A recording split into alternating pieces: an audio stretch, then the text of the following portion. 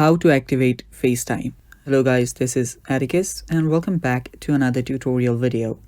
In today's video, I'll teach you guys how you can activate FaceTime. So without any further ado, let's dive right into it.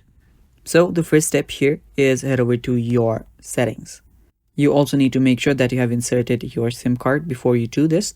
So insert your SIM card if you haven't yet. So after doing that, the second step after you're on the settings is scroll down. Now, if you're below iOS 18, you'll find your FaceTime option right here. If you are above 18, just head over to app section and right there, search for FaceTime. Head over to FaceTime settings. And after you're there, all you now need to do is toggle on this button.